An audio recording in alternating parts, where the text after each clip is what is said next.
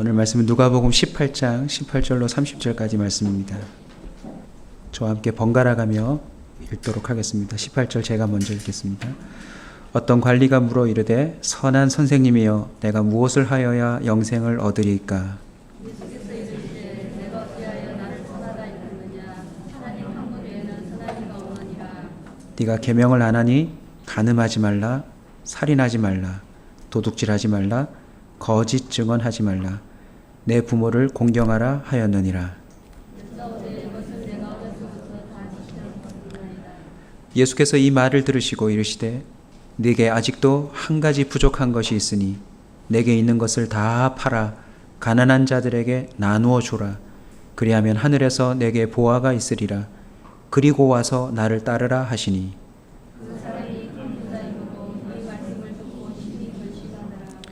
예수께서 그를 보시고 이르시되 재물이 있는 자는 하나님의 나라에 들어가기가 얼마나 어려운지.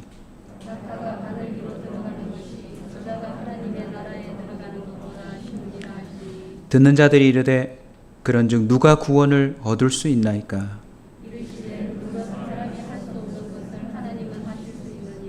베드로가 여짜오되 보옵소서. 우리가 우리의 것을 다 버리고 주를 따랐나이다.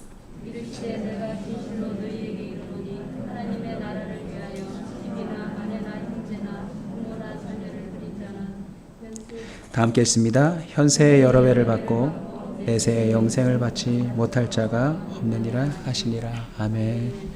우리 앞뒤좌우로 환하게 웃으시면서 한번 인사 나누겠습니다. 참 잘 나오셨습니다. 참 잘 나오셨습니다. 갈수록 한 번의 예배를 드리는 것이 얼마나 소중한 것인지 우리가 새삼 깨닫게 되는 시대인 것 같습니다. 오늘 말씀을 통해서 하나님은 하실 수 있다 라고 하는 메시지를 우리 모두 함께 몸과 영혼, 우리의 모든 삶으로 받기를 원합니다. 우리 한번 따라서 선포하고 말씀을 들을까요? 하나님은 하실 수 있다. 하나님은 하실 수 있다. 오늘 읽으신 본문은 교회에 출석하시게 되면 매우 자주 듣게 되는 이야기입니다. 그리고 교회에 와본 적이 없어도 이 본문의 한 부분이 자주 인용돼요. 낙타가 바늘기로 들어가는 것보다 부자가 하늘나라에 들어가는 것이 더 어렵다라고 하는 표현입니다. 이 본문 속에서 오늘 하나님께서 어떤 메시지를 주실지 차례대로 한번 등장인물을 살피면서 따라와 주셨으면 좋겠습니다. 오늘 읽으신 18절에 보면 주인공 같은 사람이 등장합니다. 누구라고 표현하죠? 어떤 관리. 또 다른 마태복음과 마가복음에 보면 이 이야기가 또 거기에 표현되어 있습니다. 공간복음이 각각 다른 사람의 관점으로 그 똑같은 사건을 언급하고 있다는 것 이해하시고 이 본문에 대한 다른 본문을 종합하면 이 어떤 관리가 이렇게 또 종합됩니다. 청년이다. 이 어떤 관리가 누구라고요? 청년이다. 그리고 오늘 본문 읽어보시면 예수님의 말씀에 이 청년이 근심하는데 왜 근심합니까? 큰 부자래요. 큰 부자. 오늘 등장하는 인물, 이 어떤 사람을 나에게 적용해 보시면서 따라오시면 됩니다. 보통은 교회에서 이 사람을 이렇게 표현하죠. 부자 청년. 그런데 좀 더 종합해서 이렇게 여러분이 따라오시면 되겠습니다. 부자 관리 청년. 첫 번째 뭐라고요? 부자인데 어떤 부자? 큰 부자, 큰 부자. 큰 부자인데 관리다. 그리고 마지막이 청년이에요. 오늘 보시면 아시겠지만 신랑감 후보 1위입니다. 청년인데 벌써 뭐가 됐어요? 큰 부자가 됐대요.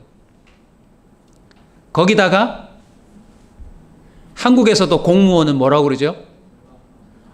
무슨 밥통요? 네, 쿠쿠밥통도 아니고 철밥통이래요. 이 청년 대단한 청년입니다. 어떻게 이렇게 일찍이 큰 부자도 되고 관리도 되었을까? 그뿐인가요? 예수님 앞에 달려와서 무릎을 꿇습니다. 그리고는 예수님과의 대화에서 드러나는 사실이 뭐죠? 살인하지 말라, 도적질하지 말라, 간음하지 말라, 소위 십계명에 등장하는 이 여러 계명들을 언제부터 지켰대요? 어려서부터 지켰는데 본인 입술의 주장입니다. 다 지켰대요. 다 지켰어. 저도 딸만 둘인데 이런 청년이 있다면 묻지도 않고 시집을 보내겠습니다. 어려서부터 계명을 다 지키고 무슨 부자? 큰 부자. 대한민국도 부자의 기준이 달라지고 있대요. 거기다가 뭐예요? 관리. 오늘날로 한번 바꿔보겠습니다. 우리 한국식으로 바꾸면 아이고 행정고시를 통과해서 벌써 시작을 5급 사무관으로 시작하네요. 근데 이 청년이 벌써 큰 부자가 됐네요. 주식 투자에 재테크를 해서 벌써 수십억을 모아뒀어요. 거기다가 무슨 청년이요? 어릴 적부터 계명을 잘 지킨 믿음의 청년이래요. 왜 부산에 이런 청년이 없는 거예요? 여러분 대단한 청년 아닙니까? 이 청년이 오늘 본문을 보시면 예수님의 소문을 듣고 달려와서 그 앞에 무릎을 꿇었대요. 말씀을 준비하는 가운데 꽤 이 청년이 더 관심이 갔어요. 다른 사복음서를 보면 그 당시에 예수님의 소문이 퍼져나갈 때 많은 사람이 막 달려오고 지붕 뚫고 사람들을 해치고 달려와서 주님 앞에 다다라서 했던 일이 뭔가요? 눈 뜨게 해주세요. 귀 들리게 해주세요. 말하게 해주세요. 안진뱅이 해결해 주세요. 문둥병 고쳐주세요. 피가 멈추게 해주세요.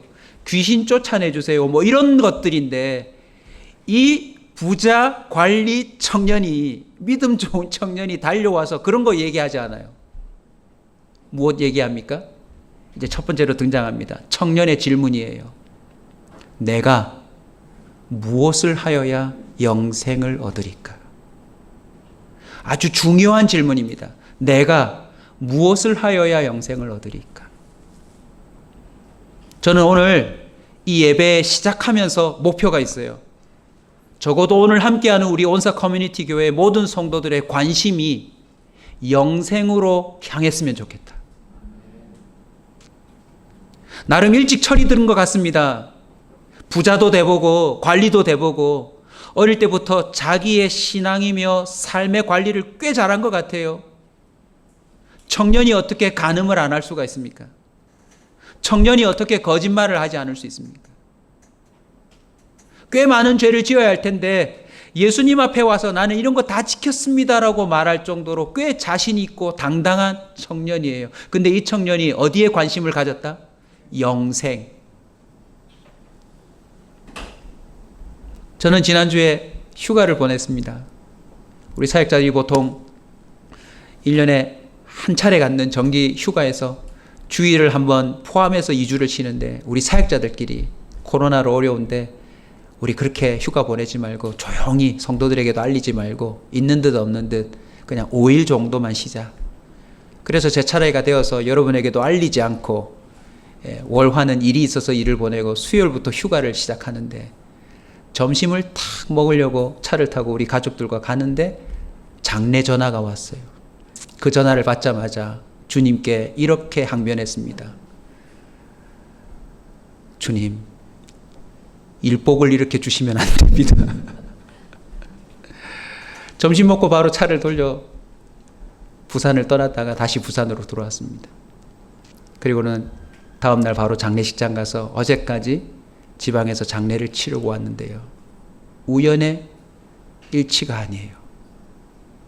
이 말씀을 준비해 두었는데 그 장례를 참여하는 동안 하나님이 제게 특별한 쉼을 주셨어요. 여러분 휴가 가보셔서 아시지만 휴가가 더 피곤하잖아요. 그런데 이번 휴가는 정말 저에게 쉼을 주셨어요.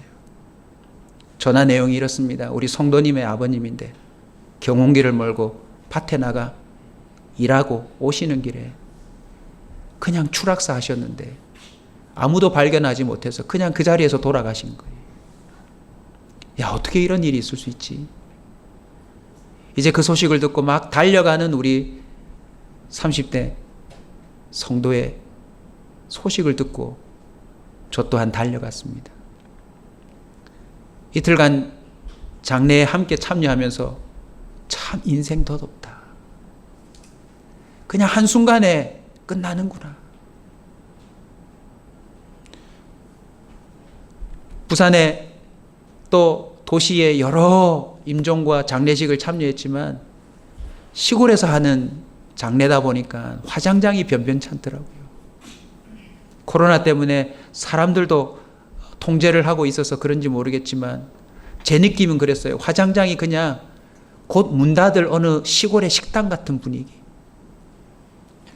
평생에 살아온 남편, 정말 근원이 되는 아버지 같은 그 존재를 그냥 부뚜막 같은 곳에 올려놓고 잠깐 묵념한 다음에는 불쏘시개 넣듯 넣어버리더라고요.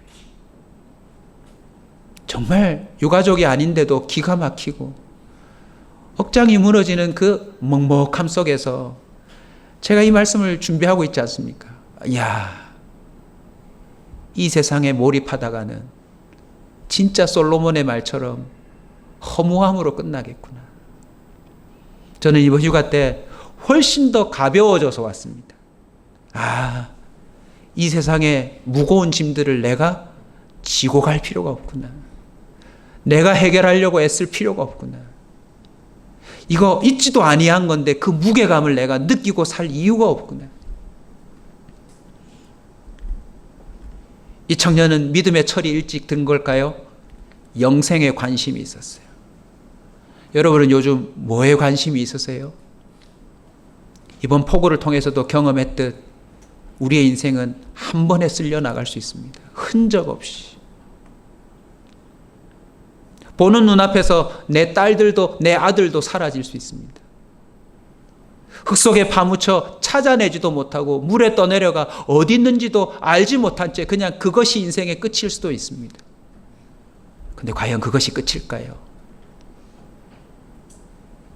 이 청년은 주님께 무릎을 꿇고 눈 뜨게 해달라, 잘 되게 해달라 이런 게 아니라 어떻게 하면 내가 도대체 뭘 해야 영생을 얻을 수 있습니까? 라고 질문을 합니다. 오늘부터 우리 성도들도 영생에 대해서 관심을 가지십시오. 왜냐하면 오늘 예배를 마치고 돌아가다가 우리의 인생이 끝날 수도 있거든요. 더 빠른 사람은 예배를 드리다가 심장마비로 세상의 삶을 끝낼 수 있거든요. 자, 이제 예수님의 답변을 봅시다. 예수님이 뭐라고 답변하시죠? 네가 계명을 안 하니 이러이러한 계명을 지키라 라고 하는데 조금 주의 깊게 보셔야 합니다. 주님이 나열하신 계명은 10계명에 나오는 내용이에요. 근데 하필 10가지 계명인데 어디서부터 어디까지만 얘기했죠? 5계명부터 10계명까지 있는 계명만 말씀하셨어요. 적어도 우리 교회 성도들은 아셔야 됩니다. 제가 계속 강조하고 설명하는 건데 주기도문이든지 10계명이든지 구조가 똑같아요. 1계명부터 4계명까지는 수직적인 계명입니다. 하나님과 나와의 관계 속에서 지켜야 될 계명. 5계명부터는 사람과 사람들 사이에서 지켜야 될 수평적인 계명입니다. 그래서 제가 누누이 강조하죠. 1계명부터 4계명만 잘 지키면 5계명부터 10계명까지 그 수평적인 사람들 사이의 계명은 어떻게 보면 자연스럽게 지켜지는 거다. 그런데 우리 주님은 1계명부터 4계명까지는 말씀하지 않고 사람과의 관계 속에서의 계명만 이 청년에게 언급하면서 이걸 지켜라, 이거 계명 아니까 말씀하십니다. 청년이 자신 있게 말하죠. 이런 건 어려서부터 다 지켰다.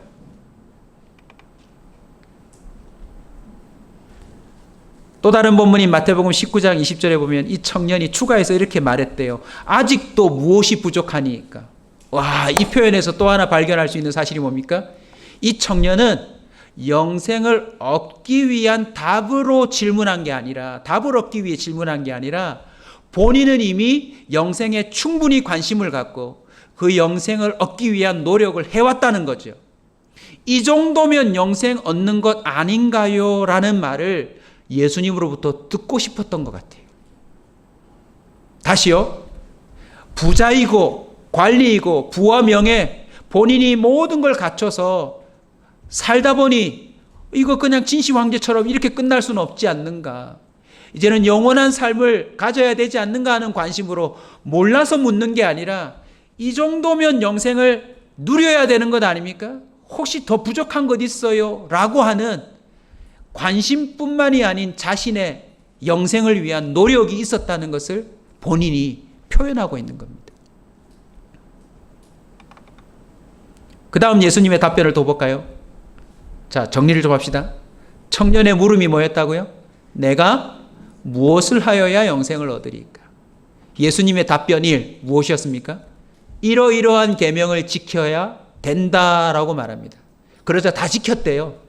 그러자 예수님 답변 2가 나옵니다. 무엇입니까? 아직도 한 가지 부족한 것이 있으니, 너에게 아직도 한 가지 부족한 것이 있으니 내 재물을 다 팔아 가난한 자들에게 나누어 주고 그리고 나서 나를 따르라 라고 말씀하십니다. 여러분, 여기서 눈을 크게 뜨고 귀를 쫑긋 기울이고 들으셔야 합니다. 우리 예수님은 어떤 능력이 있냐면 한 사람 한 사람에게 영생을 얻기 위하여서 뭐가 부족한지를 알고 계세요. 부모도 모르는데, 심지어 나 자신도 잘 모르는데 내가 내 인생에서 영생을 누리며 살기 위해서 무엇이 결핍되어 있는지를 정확하게 말해 주실 수 있는 능력이 있다는 거죠. 또 하나는요, 그 부족한 점을 채우고 영생을 얻을 수 있는 방법을 말하실 수 있는 분이 예수님입니다. 장례식 마지막 발인 설교를 제가 해야 되는데, 삼자이지만 같은 눈의 입장에서 장례식을 살펴보니 입관하고 들어오고 또 발인하러 나가고 화장장에서는 유가족들을 보니까 아버지를 향하여, 남편을 향하여, 형님을 향하여, 할아버지를 향하여 할 수 있는 게 울고 소리 지르고 가슴 치는 거 외에는 할 게 아무것도 없는 거죠. 아니, 애가 불 속에 손을 집어넣으면 불을 끄든지 아니면 애를 끄잡아 당기는데 이제는 불 속에 들어가도 그냥 멀뚱하니 있는 거예요. 그게 우리들이라고요.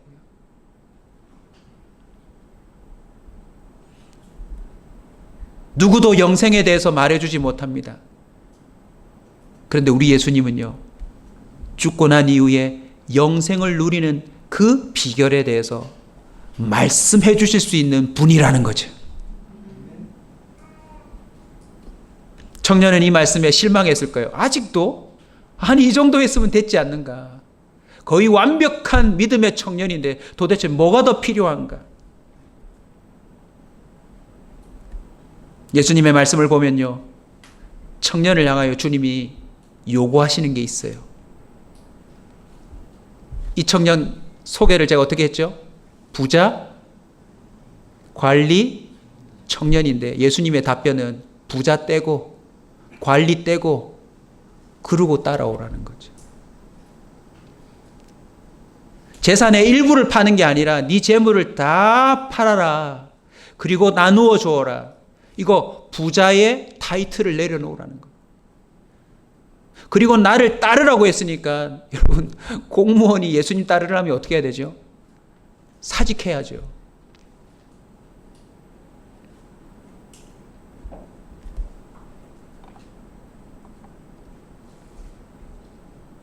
청년은 예수님의 지적에 어떻게 답합니까? 와! 그렇게만 하면 됩니까? 와, 정말요? 기뻐해야 되는 거 아닙니까? 왜냐하면 지금 영생에 대한 질문의 답변을 예수님이 해주셨으니까 청년은 매우 기뻐해야 합니다. 이야, 이걸 말해 주실 수 있다니 대단하시네요. 좋습니다. 해보죠. 해야 되는데 웬걸요? 이 청년에 대한 모든 성경의 본문을 종합하면 이렇게 청년이 반응합니다. 슬픈 기색을 띠고 심히 근심하고 간이라. 이 청년은 왜 슬픈 기색을 띠었을까요? 왜 심히 근심했을까요? 그리고 그는 예수님을 그렇게 뛰어 달려와서 무릎을 꿇어놓고는 그냥 아무 말 없이 가버렸을까요? 그 돌아가는 청년을 보시고 그 자리에 함께 있는 자들에게 말씀해 주신 내용이 바로 예수께서 그를 보시고 재물이 있는 자는 하나님 나라에 들어가기가 얼마나 어려운지, 낙타가 바늘기로 들어가는 것이 부자가 하나님 나라에 들어가는 것보다 쉬우니라 라고 말씀하십니다. 여러분, 예수님 말씀 속에서 발견할 수 있는 세 가지를 꼭 좀 정리 좀 해주세요. 기억으로도 하시고 할 수만 있다면 필기도 좀 해놓으시면 좋겠는데요. 첫 번째, 계명에 대한 걸 발견할 수 있어요. 계명에 대한 거. 예수님이 왜 1계명부터 4계명 빼놓고 5계명부터 얘기했을까요? 다 지켰대요. 주님은 벌써 이 청년에 대해서 다 알고 있는 것 아닙니까? 무엇을 깨닫게 해주시고 싶어 하시는 걸까요? 1계명과 4계명이 빠져 있더라는 거죠. 네가 이 땅 가운데서 나름 착하게 살고 열심히 살고 부지런히 살고 다른 사람에게 피해 끼치지 않으면서 나름의 자신의 계명을, 룰들을 잘 지키고 살아가지만 하나님과의 관계에 계명이 빠져 있을 수 있더라는 거죠. 여러분, 그게 빠지면 영생하고는 상관없습니다. 자기윤리지. 그리고 상황윤리이고 시대마다 달라질 수밖에 없는 자기만의 그런 개인적인 룰에 불과해요. 목사인 저도 교회 안에서 수많은 룰들을 지키면서 새벽기도, 주일예배, 이런저런 봉사와 섬김을 한다 할지라도요, 그걸 어려서부터 다 했다 손치더라도 무엇 할 수 있는 줄 아세요? 하나님과 나와의 관계 속에서의 계명은 빠뜨리고 살아갈 확률이 있어요. 오늘날 많은 사람들이 복받기 위해서 기도하는 거 아세요? 뭔가 내 삶 가운데 어려운 일이 안 터지기를 바라는 마음으로 신앙생활을 하고 있는 사람들 있다는 거 아세요? 우리는 왜 기도해야 합니까? 우리는 왜 봉사해야 합니까? 왜 찬양해야 합니까? 왜 헌금해야 합니까? 왜 우리가 주님 앞에 인생을 드려야 합니까? 하나님과의 나와의 관계 때문입니다. 그분은 나를 창조하셨습니다. 그분은 나의 모든 걸 알고 계십니다. 그분이 나를 심판하실 겁니다. 그분이 나를 구원할 겁니다. 그 관계 속에서 우리가 하나님의 계명을 지켜야 될 줄로 믿습니다. 저도 나이에 비해서는 목사인지라 꽤 많은 장례식, 임종, 그런 예식들을 가봤어요. 집례를 해봤어요. 근데 가면 그 돌아가신 분의 이유가 있을 건 아닙니까? 자주 듣는 게 뭔지 아세요? 그렇게 착하시던 분에게 왜 이런 일이 일어났나? 정말 다른 사람한테 해코지 안 하시는 분인데 왜 저분에게 이런 일이 벌어졌나?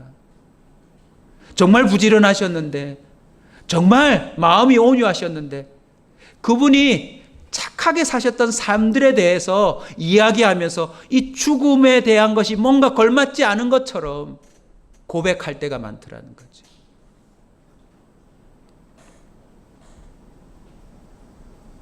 혹시 저와 여러분이 살아가는 삶 가운데 지키고 있는 룰들 한번 점검해 보십시오. 그게 하나님과 나와의 관계 때문에 하는 건지, 아니면 내가 생각하는 선, 이렇게 해야 사람의 도리고, 이렇게 해야 잘 되고, 이렇게 해야 착한 거지, 이렇게 해야 복 받는 거지 라고 생각하고 있다면요, 여러분도 주님으로부터 똑같은 답변을 들을지 몰라요. 사실은 제가 제일 뜨끔하던데요, 3대째 기독교 집안 아닙니까? 제 어릴 때 기억이 생생합니다. 그 예배 시간 앞두고 제일 재밌는 만화를 꼭 주일날 했거든요. 그 만화를 끄고 교회를 갔던 그 기억들이 있어요. 부모님이 꽤 큰 돈을 헌금으로 주실 때 그 헌금을 떼먹지 않고 탁 내는 그 안타까움을 이걸 왜 내지? 나한테 이걸 용돈으로 주면 내가 꽤 재밌게 쓸 텐데. 막연하게 하나님에 대한 생각을 가지고 얼마나 많은 룰들을 제가 지키고 살았는지 몰라요. 그래서 막연하게 저도 어떤 확신이 있었냐면, 나는 죽으면 천국 간다. 왜요? 주의를 지켰으니까. 헌금을 잘했으니까. 성경을 통독했으니까.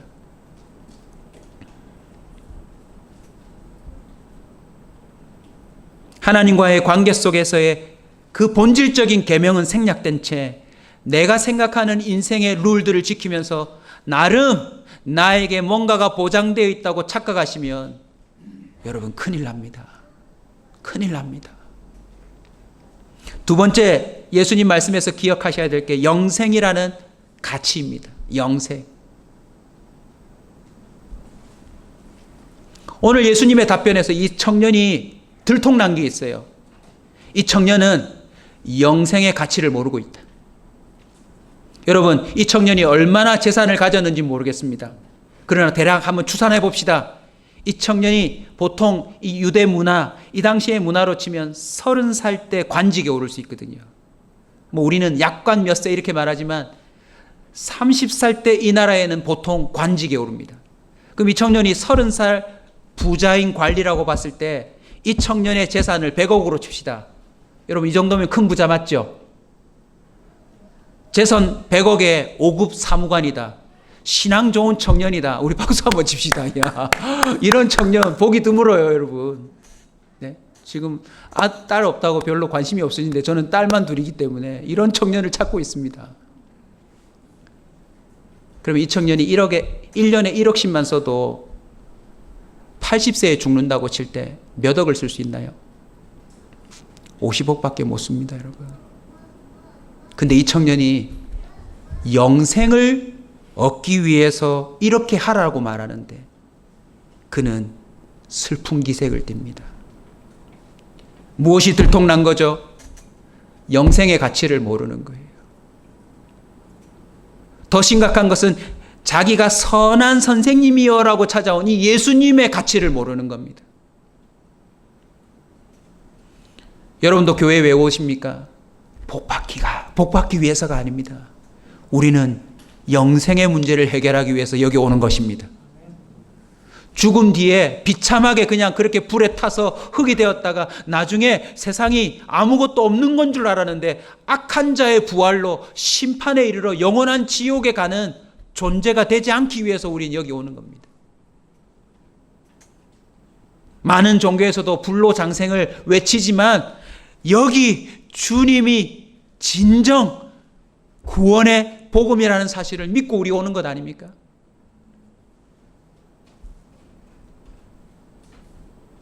저와 여러분이 혹시 가치 충돌이 일어나고 있는 건 아닙니까? 부자랑 영생을 누리는 그리스도인으로 사는 거랑 충돌되고 있지 않습니까? 내가 이 땅의 공무원으로서 그 공무라고 하는 중요한 일과 정말 내 인생의 영원한 운명을 결정짓는 일과 충돌되고 있지는 않습니까?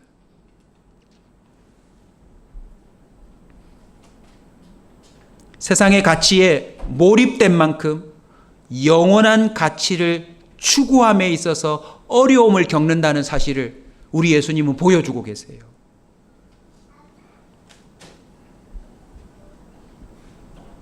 마지막 한 가지입니다. 한 가지 부족한 걸 깨닫게 해주고 계세요. 이 청년은 자신의 힘으로 영생에 이를 수 있다고 착각하고 있는 것 같아요.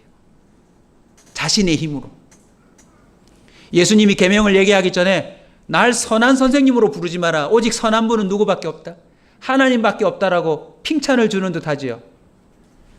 앞뒤 내용을 잘 모르면 이해하기 어려운 표현인데 생각보다 쉽습니다. 이 청년은 예수님의 가치를 모른 채 소문을 들어보니 꽤 선한 랍비들 중에 한 사람. 탈무드를 말해줄 수 있을 만큼 그 시대에 꽤 경지에 오른 선생님 수준으로 알고 와서 말한 거죠. 그러면 예수님이 아니더라도 이 청년은 누구한테 갈 수 있어요? 또 선하다라고 하는 누군가한테 찾아가서 제가 이래 저래 살고 있는데 이 정도면 영생을 얻을 수 있는 것 아닙니까? 만약 예수님이 아니라 다른 그 시대의 선한 어떤 경지에 오른 사람을 찾아갔으면 그런 말들을 들었겠죠. 맞습니다. 자기를 비우면 됩니다. 참 어릴 때부터 잘 사셨네요. 계속 쭉 그렇게 사시면 당신에게도 불로장생이 임할 것입니다. 당신의 삶도 꽤 괜찮은 삶이 될 거예요. 그렇게 말하고 끝났겠죠. 그러나 우리 주님은 충격적인 말씀을 던지신 겁니다. 너의 힘으로는 아무것도 할 수 없다.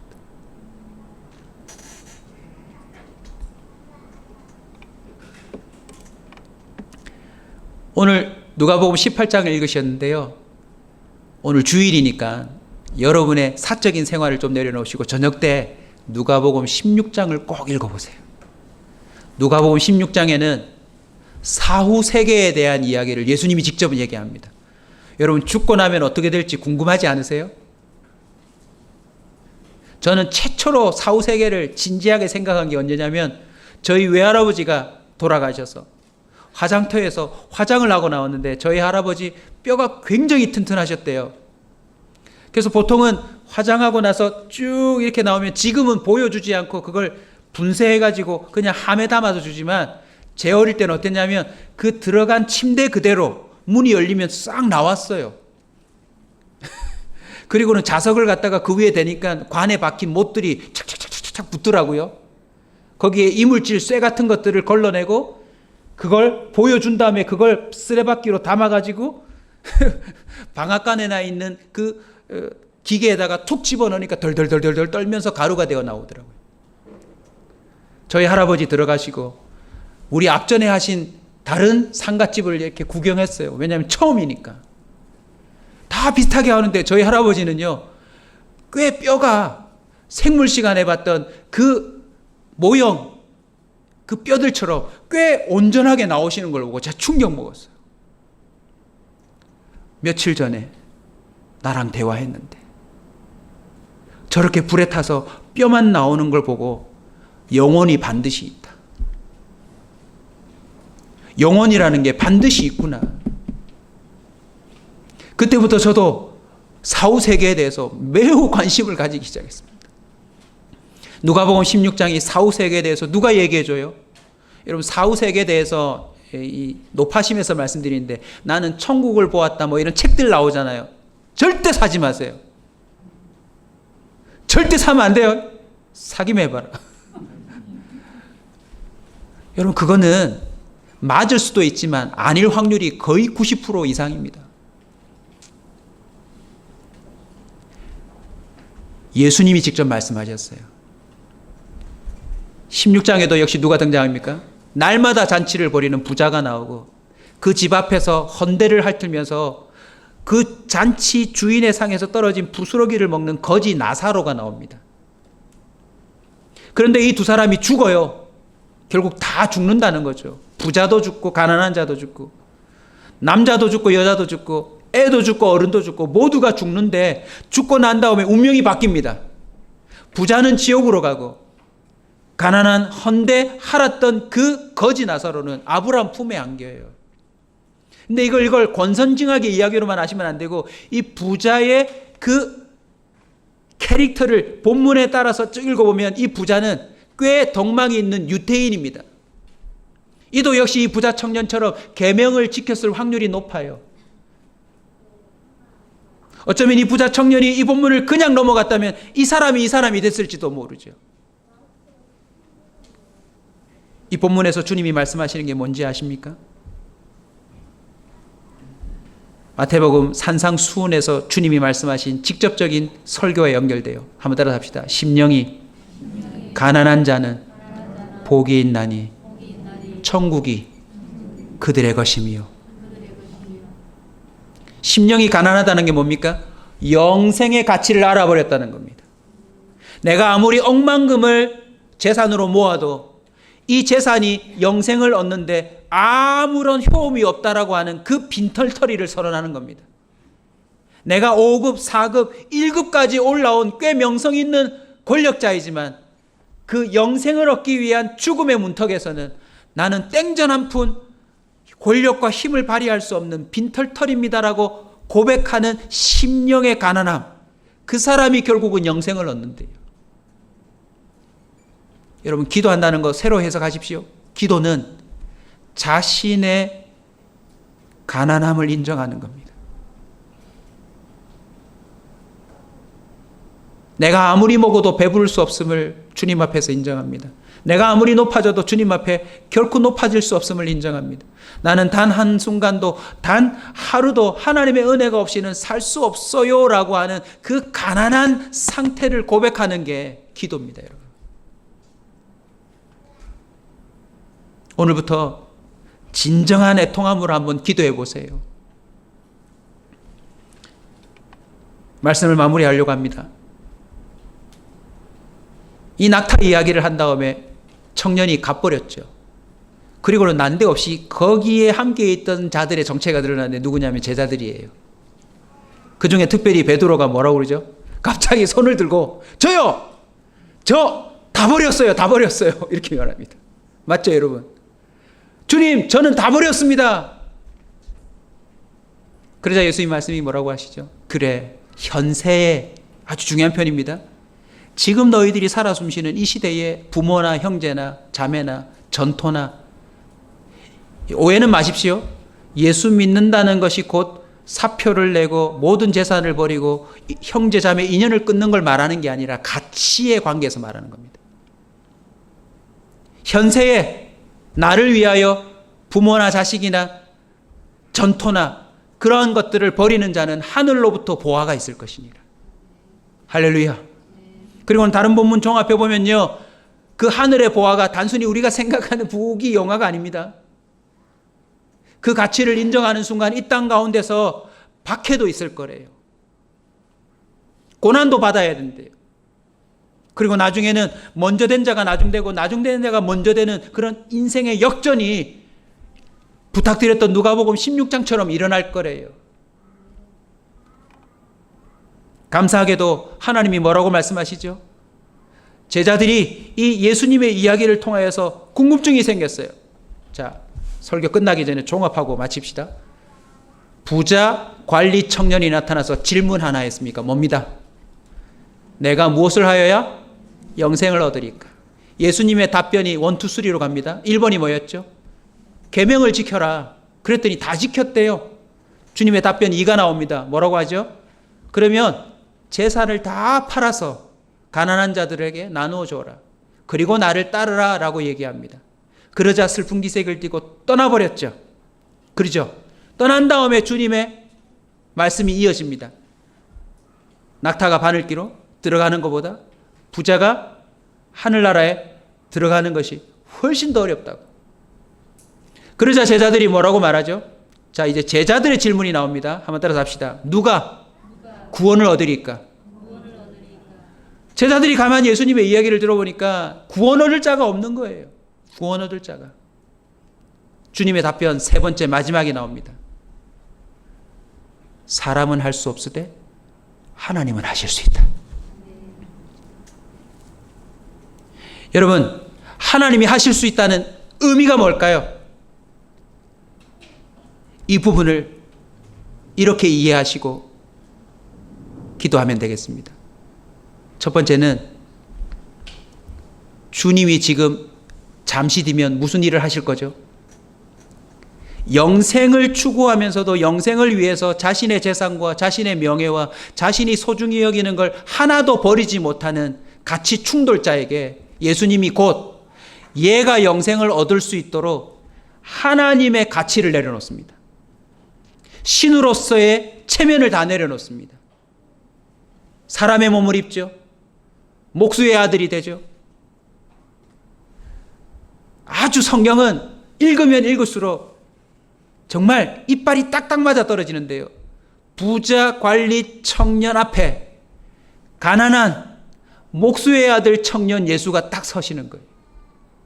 그리고는 이 청년의 영생을 위하여서 이 청년이 무엇합니까? 버릴 수 있는 모든 가치는 다 버리는 행위를 하는 거죠. 결국 십자가에 오릅니다. 여러분, 우리의 장래도 곧 찾아올 텐데요. 오늘 이 아침에 이 예수님의 말씀 속에서의 진리를 놓치지 마십시오. 여러분이 죽고자 할 때, 여러분이 죽음으로 인생이 끝날 때, 여러분의 부모도, 여러분의 배우자도, 여러분을 사랑한다고 외치던 모든 자들도 그 어떤 일도 할 수가 없습니다. 그러나 우리 하나님은 여러분의 영생을 위하여 모든 가치를 버릴 수 있다는 겁니다. 유일하게. 할렐루야. 이 큰 놀라운 복음을 말씀해 주고 싶었던 거예요. 근데 너무 크잖아요. 그리고 청년은 벌써 가버렸어요. 근데 이 사복음서의 본문을 종합해 보면 예수님이 보시고 그냥 그 말만 한 게 아니라 이런 표현이 있습니다. 그를 사랑하사.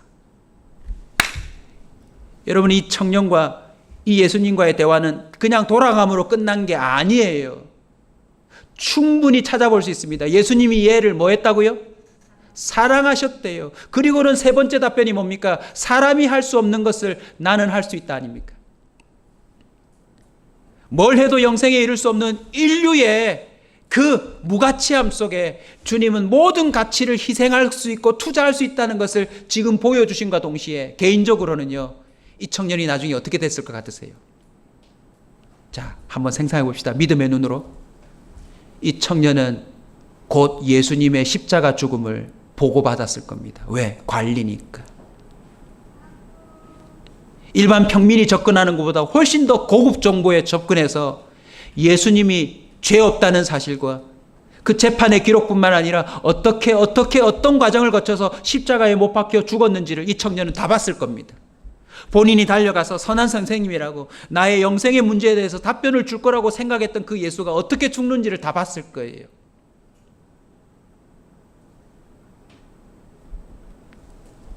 그 다음은 뭡니까?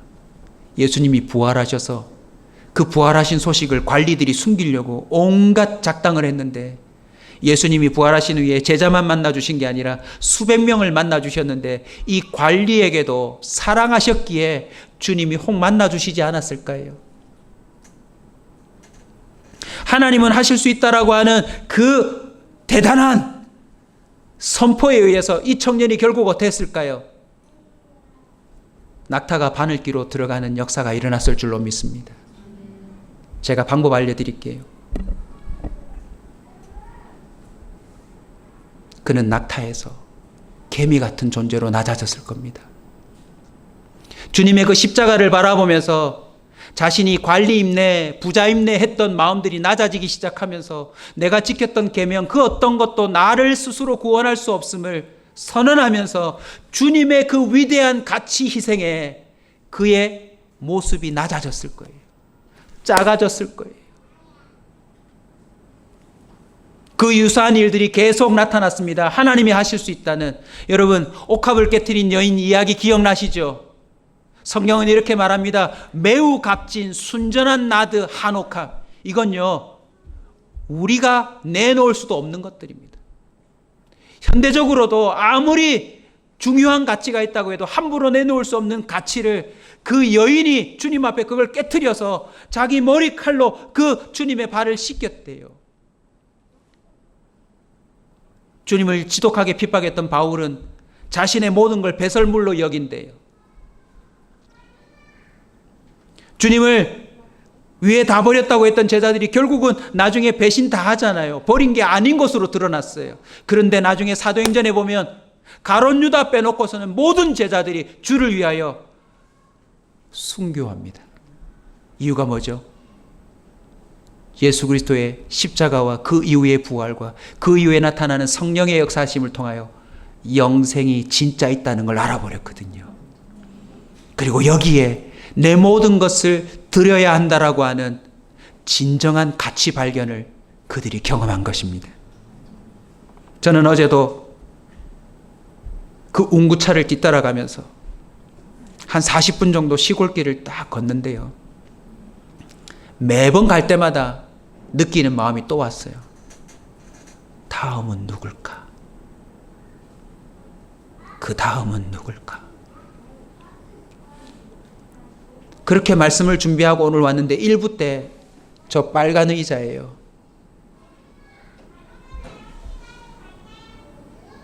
얼마 전에 암 선고를 받고 거의 사형 선고를 받은 우리 성도님의 친척분이 오셨더라고요. 전혀 예상하지 못했던 일입니다. 물론 1부 때 많은 성도들이 와서 말씀을 들었지만 저는 저분 한 분만 놓고 설교했어요. 왜요? 저분이 왜 오늘 왔을까? 그리고 왜 맨 앞자리 왔을까? 말씀을 듣는 내내 눈물을 흘리시는데 제가 얼마나 은혜가 됐는지 몰라요. 그리고 설교 끝나서 가서 성함도 묻고 했는데 오늘 말씀은 자기를 위한 얘기래요. 여러분에게 도전합니다. 병원에 가서 암 선고를 안 받았다고 여러분이 더 오래 살 것 같으세요? 우리는 이미 죽음이 시작됐습니다. 우리는 이제 부자에 대한 가치를 내려놓고 관리에 대한 가치를 내려놓고 오늘이라도 당장 죽음의 문 앞에 설 수 있다는 사실을 알고 영생의 가치에 우리의 삶을 걸어야 합니다. 에베소서 2장 8절 9절을 선포합니다. 너희는 그 은혜를 인하여 믿음으로 말미암아 구원을 받았으니 이것이 너희에게서 난 것이 아니요 하나님의 선물이라. 행위에서 난 것이 아니니 이는 누구든지 자랑하지 못하게 함이라.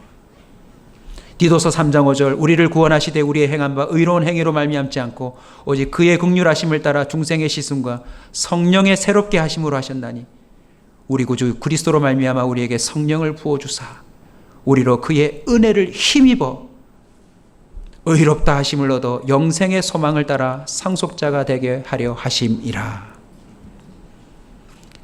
저와 여러분에게 영생을 얻기 위하여 부족한 한 가지는 뭘까요? 오늘 그게 해결됐으면 좋겠습니다. 믿음이 없다면 오늘 믿음이 우리 가운데 선포되기를 소원합니다. 우리의 자만이었다면 교만이었다면 그게 해결되기를 원합니다. 아직도 주님을 빙자해서 기도로 부자가 되고 신앙으로 내가 좀 더 높은 위치에 올라가기를 원했던 그런 기복신앙이 있었다면 그것도 온전히 내려놓을 수 있기를 주의 이름으로 축원합니다. 감사하게도 저는 이 본문을 청년의 때에 깨닫고 주님 앞에 정말 가슴치며 기도한 적이 있습니다. 모태신앙으로 남들이 보기에는 꽤 괜찮은 삶을 살고 있는데 나이가 들면서 죽음도 느껴지고 그리고 어느 순간 내가 나의 부족함을 알겠더라고요. 부모에게도 말할 수 없는, 나를 아는 모든 사람에게도 솔직히 고백할 수 없는 내 안에 깊은 숨겨진 그 빈자리를 알겠더라고요. 그래서 주님 앞에 이거 해결해 달라고, 이것 좀 해결해 달라고, 이거 해결되지 않으면 나는 천국에 이르지 못할 게 틀림없다고. 결과가 어떻게 됐을까요? 하나님이 하시는 걸 봤어요.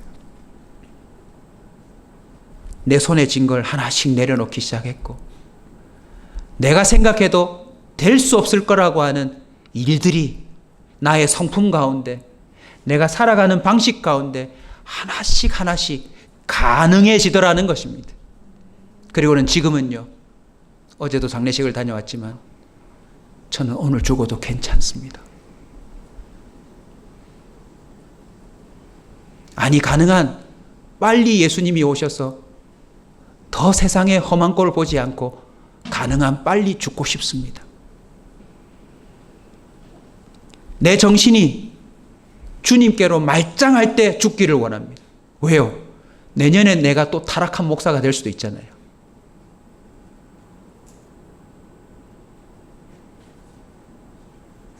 세상을 보십시오.